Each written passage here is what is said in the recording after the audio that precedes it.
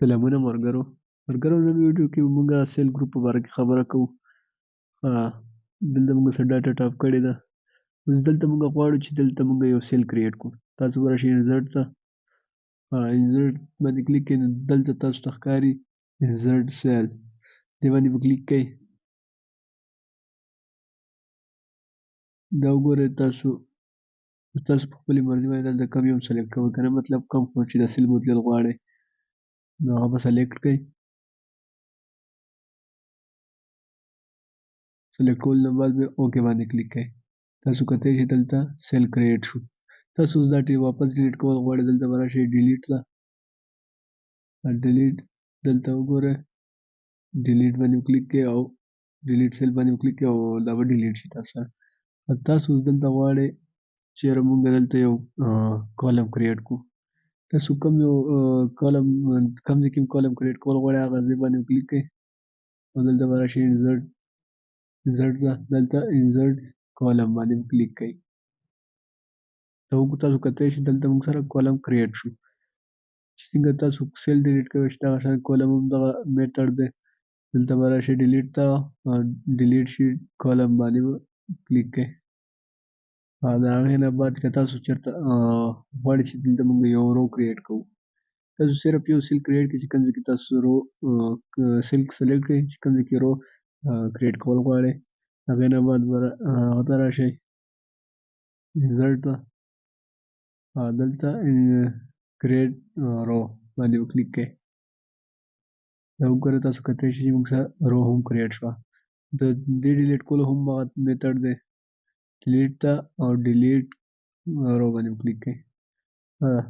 د هغې نه بعد فارمیټ، دلته موږ چې غواړو چې دا سیل چې دی د دې هایټ چې اوس ورکوډی دی، د دې هایټ موږ زیاتول غواړو.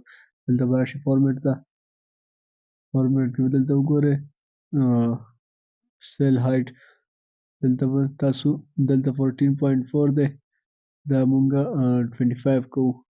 دا وګوره د سیل هایټ غټ شو، هایټ یې زیات کړو موږ.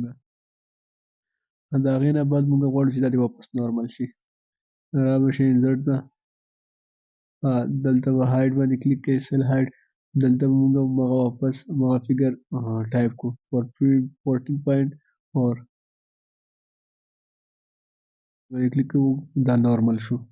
اوس که تاسو غواړئ چې د کوم چې سلیکټ شوي د کالم ویډت یې کټول غواړئ، دلته به راشئ کالم ویډت باندې وکلیک کړئ. کالم ویډت باندې کلیک کولو نه بعد به دلته ټایپ کړئ د دې سټنډرډ هایټ چې کوم دی هغه 8.11 وي، دلته موږ 15 ټایپ کړو. کالم ویډت به اتوماتیک غټ شي. تاسو کتئ چې کالم ویډت سیوا شو. د هغې نه بعد که تاسو دا نارمل کول غواړئ، دا به سلیکټ کړئ، فارمیټ باندې وکلیک کړئ او کالم ویډت دا سټنډرډ هغه دا وګورئ تاسو کتئ چې 8.11 دی. دلته به راشئ کالم ویډت باندې وکلیک کړئ، دلته به ولیکئ 8.11. دا کتئ چې تاسو چې دا واپس نارمل شو. د هغې نه بعد که تاسو دا رو هیډن کول غواړئ یا کالم، دلته نه کولی شئ. دا وګوره هیډن رو، موږ کوم رو سلیکټ کړی دا موږ غایبول غواړو، دلته به راشئ کلیک وکړئ په دې باندې هیډن رو باندې، تاسو سره به دا هیډن شي. که تاسو ان هیډن کول غواړئ دلته به راشئ ان هیډن باندې به کلیک کړئ. هغې نه بعد که تاسو یو کالم دلته نه لرې کول غواړئ فی الحال لپاره، تاسو به دلته راشئ فارمیټ باندې وکلیک کړئ، فارمیټ کې به هایټ باندې کلیک کړئ، دلته به هایټ کالم رو باندې کالم باندې وکلیک کړئ. کتئ شئ چې هغه موږ سره هایټ شو. واپس راوستو لپاره به ماوس ته لاړ شئ او ان هایټ به کړئ.